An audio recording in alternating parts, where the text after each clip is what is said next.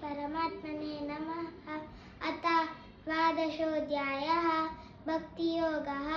अर्जुन उवाच एवं सततयुक्ता ये भक्ताः स्वां पर्युपासते ये चाप्यक्षरमव्यक्तं तेषां के योगवित्तमः।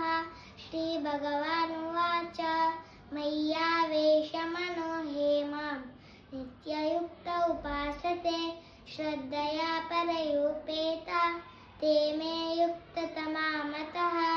ये त्वक्षरमणिनिर्देशम् अव्यक्तं पर्युपासते सर्वत्रागमचिन्त्यं च कूटस्थमाचलं ध्रुवं सन्नियमेन्द्रियग्रामं सर्वत्र समबुद्धयः ते प्राप्नुवन्ति मामेव सर्वभूतहिते रतः।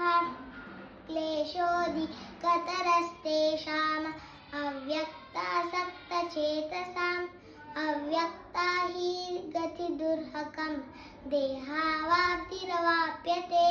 ಶ್ರೀಮದ್ಭಗವದ್ಗೀತೆ ಅಧ್ಯಾಯ 12 ಭಕ್ತಿಯೋಗದ ಸಾರಾಂಶವೇನೆಂದರೆ ಅರ್ಜುನನು ಶ್ರೀಕೃಷ್ಣ ಪರಮಾತ್ಮನನ್ನು ಕೇಳುತ್ತಾನೆ, ಭಗವಂತ, ನಿನ್ನನ್ನು ಎರಡೂ ರೀತಿಯಲ್ಲಿ ಉಪಾಸಿಸುತ್ತಾರೆ.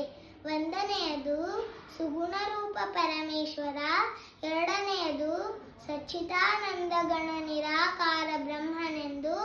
ಅದರಲ್ಲಿ ಶ್ರೇಷ್ಠ ಯೋಗವೆತ್ತ ಏನೆಂದರೆ ಮನಸ್ಸನ್ನು ಏಕಾಗ್ರಗೊಳಿಸಿ ಭಜನೆ ಧ್ಯಾನವನ್ನು ಮಾಡಿದವರು, ಹಾಗೆ ಇಂದ್ರಿಯಗಳನ್ನು ವಶಪಡಿಸಿಕೊಂಡು ಸಕಲರನ್ನು ಸಮಾನರಾಗಿ ನೋಡಿದವರು, ಹಾಗೆ ಬ್ರಹ್ಮನ ಪ್ರಾಪ್ತಿ ಕಷ್ಟದಿಂದಲೇ ಮಾಡುವವರು. ಅರ್ಜುನನು ಸಂಸಾರ ಸಾಗರದಿಂದ ಉದ್ಧರಿಸಿ ಮನಬುದ್ಧಿಗಳನ್ನು